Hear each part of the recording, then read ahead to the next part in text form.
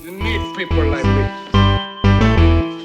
You need people like me so you can point your fingers and say, that's the bad guy. That's the bad guy. That's the bad guy. That's the bad guy. That's the bad guy.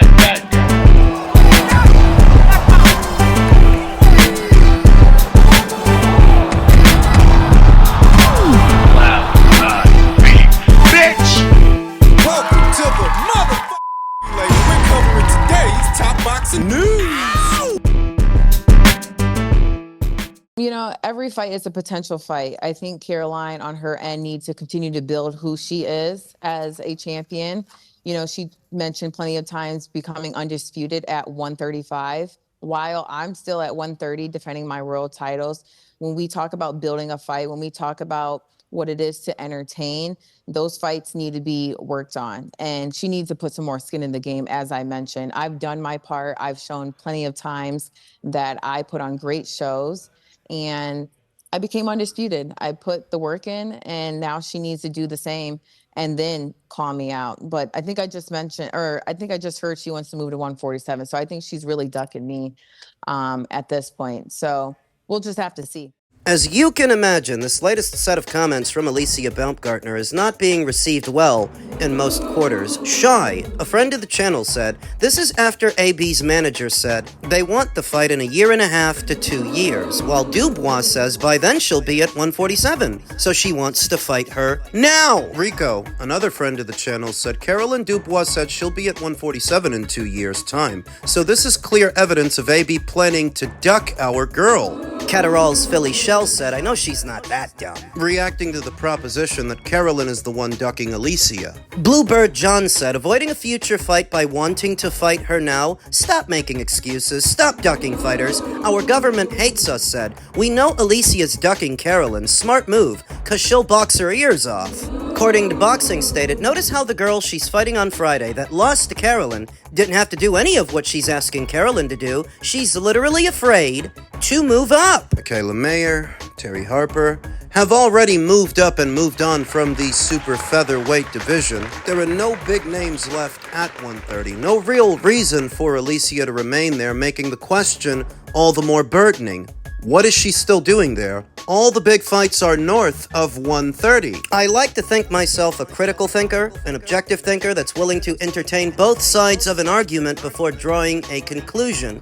And having heard both sides, Alicia's position is indefensible. There's no real reason and no good reason to prolong the Dubois fight. You could argue that it might be bigger down the line, but down the line, you might miss that opportunity, and then what? How many fights have already fallen by the wayside because the fighters wanted to wait until it was a bit bigger, do it a bit later on? Many times have you heard that one? And what these people are saying is they're not waiting until it's bigger. What they're waiting for is for Carolyn to move up, for Carolyn to leave. They're saying it's a duck.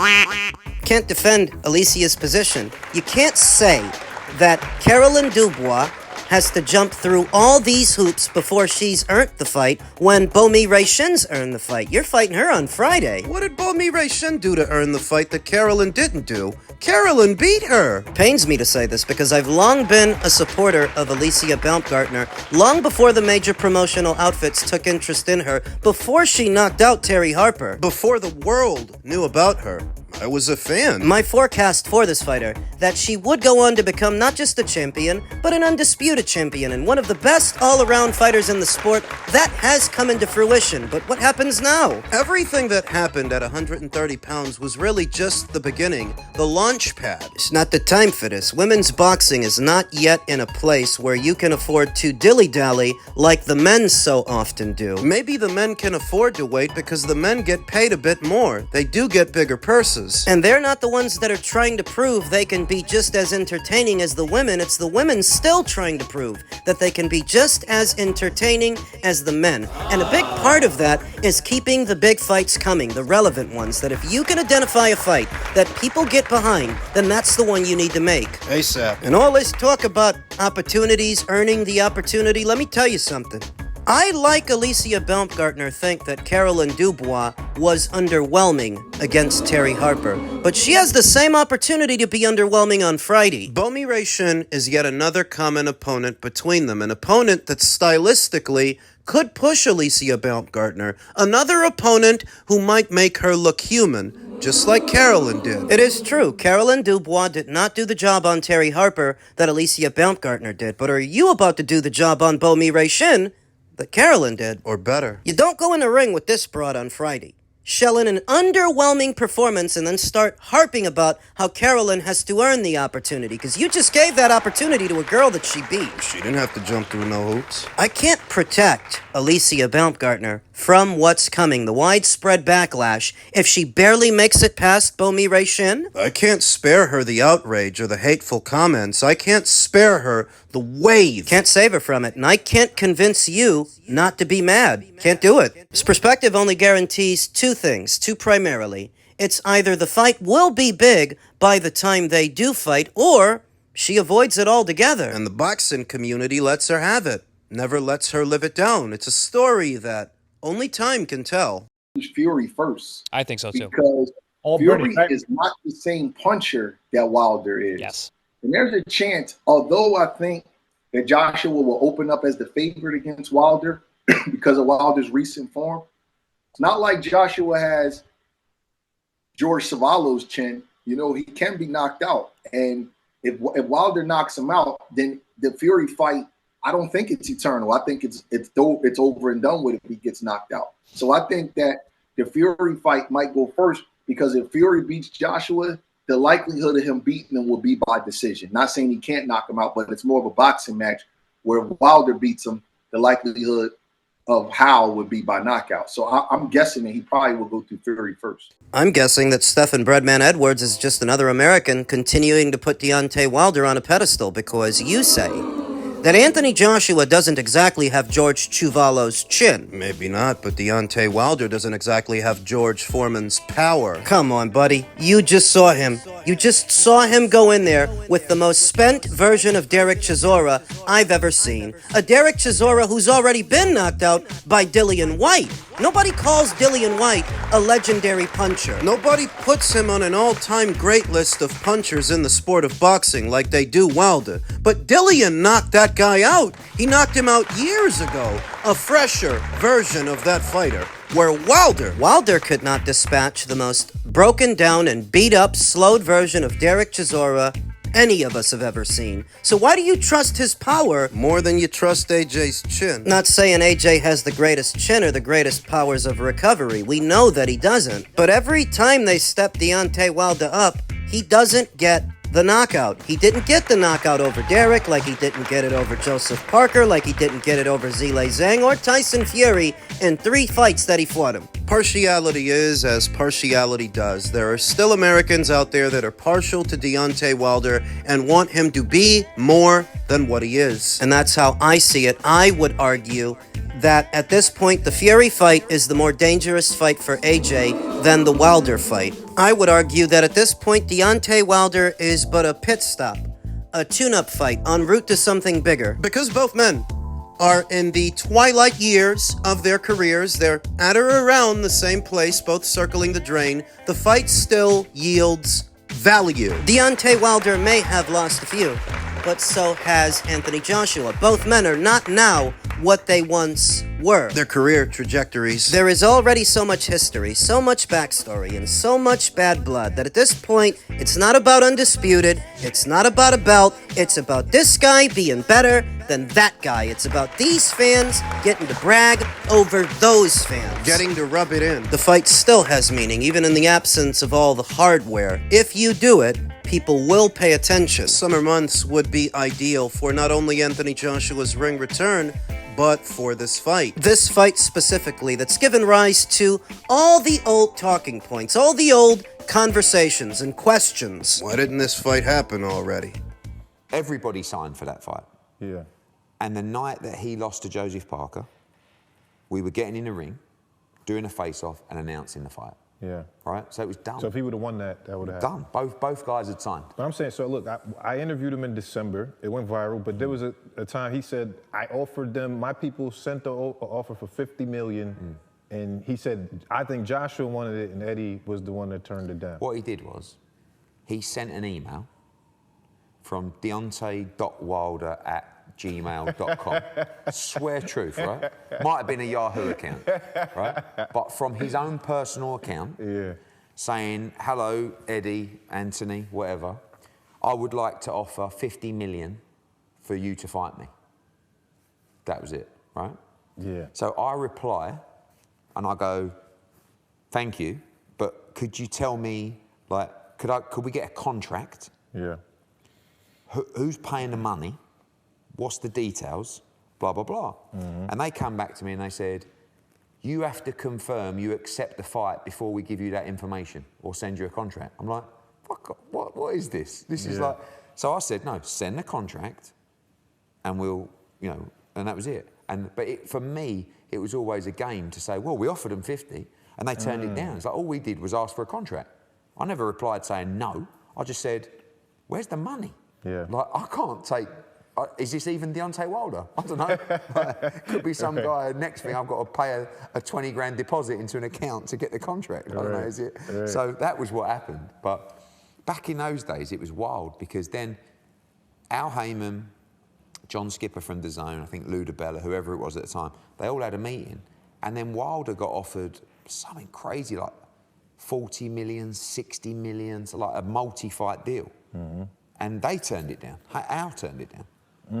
And it was like, I've got to be honest, like there was a lot of bad feeling at that time between AJ Wilder, me, Al. Like, I had a meeting in New York with Al to talk about the fight. Just you and Al? Yeah, me, Al, and Shelley Finkel. Yeah. And he weren't happy. Do you know what I mean? Because I was like, and I'm still trappy, but not as trappy as I used to be. Yeah. And he don't like me, or he didn't like me then. Because I met him previously when he wanted to do the Chavez-Froch fight, and he was all over me. Very pleasant. When I met him this time, he didn't even want to look me in the eye. I thought, this fight ain't happening. Right. You know what I mean? So, yeah, I think that's what happened. But I think everyone's matured. I mean, Wilder's matured. You can tell that he's like, yeah, of course. And I have as well. So now I'm like, whatever, let's just make the fight. Whereas back then it was like, fuck you. No, fuck you. No, all right, we're not doing it. Right. Which is, not good, really. How does it get for you? I think that in 2026, nobody should really be wondering why this fight didn't happen already. There's enough audio, enough video, and enough of a paper trail that paints a very clear picture. So anybody still asking questions that are largely rhetorical is only doing so because they don't want it to be Wilder's fault. They want to believe that his $50 million email, because it wasn't much of an offer. It couldn't have been, because you never sat down with them and ironed out a term sheet on terms that you can both agree upon to then draw up contracts which you can finalize. You sent Eddie Hearn an email with a deadline attached to it, and you wouldn't answer any of his questions. All that really was a high-stakes game of chicken, a bluff that so many people in the United States bought into for no other reason than partiality towards Wilder. Isn't that always the case? Oh, he's American and I'm American, so that naturally makes him right. Never mind common sense and what the facts are. What the fuck are you, a child? It was a bluff. Deontay Wilder, circa 2018, didn't have the financial backing to offer Anthony Joshua 50 million anythings. Wilder's highest purse at the time was a meager $2 million. Charles Martin got more than that to fight AJ. The fuck are we talking about? You understand that at that time, Anthony Joshua was already a big box office draw in the United Kingdom, selling out stadiums and bringing in big pay-per-view buys, where Wilder hadn't even been on pay-per-view yet. But let's believe he's got $50 million lying around to offer Anthony. No, let's believe the guy's corroborating his story. Dillian White, who claims to have seen it. What is it you claim to have seen? The term sheet that they didn't send Eddie, or the contract that they didn't send Eddie? No, Frank Warren. Frank Warren says he saw the offer too, because the offer was being financed by BT Sport. BT Sport, where Anthony couldn't fight at the time because he was exclusive to Sky. Don't get lost in the minor details, because the gist of it is, the only people that corroborated Wilder's story were people that had an axe to grind with AJ and an axe to grind with Eddie. We're supposed to believe them. For all of this hullabaloo about a $50 million offer Wilder's said to have sent AJ, AJ's people sent him an offer worth 2 times as much. Doesn't that make him 2 times as big a duck? Not to the people here in America. The ones that are in denial about what really happened. Every time a play was made to make this fight, Wilder's team mucked it up. Fucked it up. Every time. Eddie Hearn made these guys offers, offer after offer, each one bigger than the last, all of which Wilder turned down. DAZN steps in. They offered this guy $100 million for 2 fights, 2 transatlantic fights with a 2-way rematch clause. Wilder turned that down. Fight dies on a vine. Guys start losing. Couple of years pass. Turkey LL Sheik tries to put it together. And all Deontay and AJ had to do was hold up their end of the bargain. Win their interim fights, then they fight each other. AJ won his fight. Wilder didn't. We're still wondering whose fault it is they ain't fought already? I understand the concept of the hometown fighter or the home team.